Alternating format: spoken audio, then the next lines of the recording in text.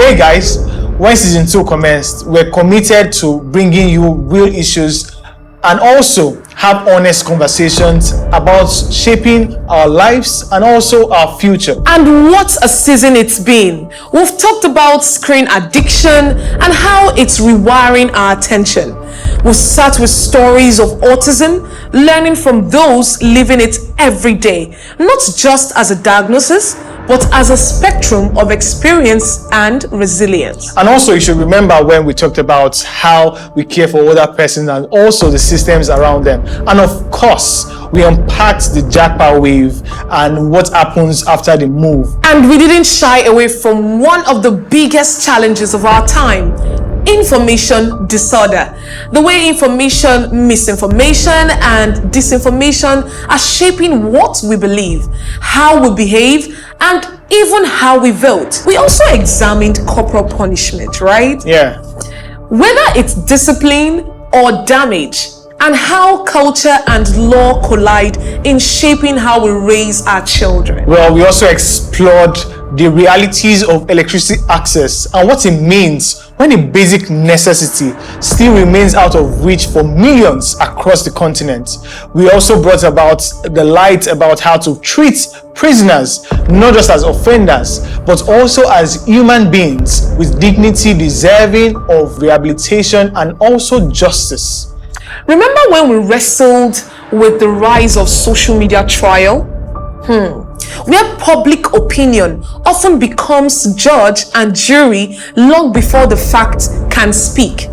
We listened deeply to conversations around depression, breaking the silence around mental health and holding space for vulnerability, healing, and hope. Most importantly, we addressed femicide, not just the statistics, but the pain, the loss, and the urgent need for societal reckoning and reform. I mean, one I remember vividly is when we're talking about vaccine hesitancy, which was a very interesting one, looking at the history, understanding the fear around vaccines, and also looking at the critical need for trust in the public health sector. And also, we shed some light on my favorite topic, global teacher shortage. I remember that. Where we talked about what happens when classrooms lack the mentors who shape generations.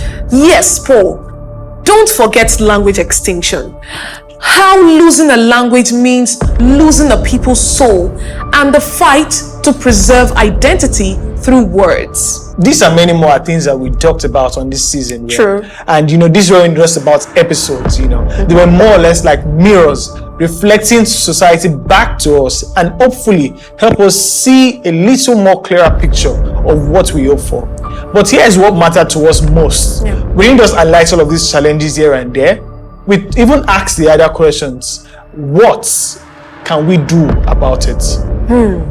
From managing digital habits to improving social systems, from reframing public narratives to rethinking community care, this season was about action, not just awareness. And I mean, that is why you were so important in this journey.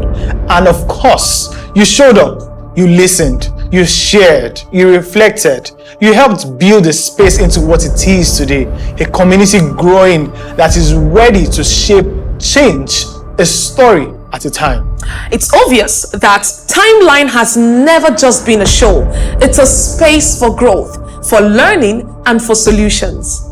Together, we are connecting the dots between the past, the present, and what's possible.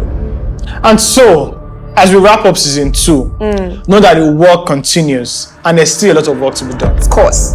So we're just getting started with more voice, more truths, more hope. Season 3 is coming. So stay curious, stay aware, and above all, stay committed to the change you and I want to see. Paul, give me your hand.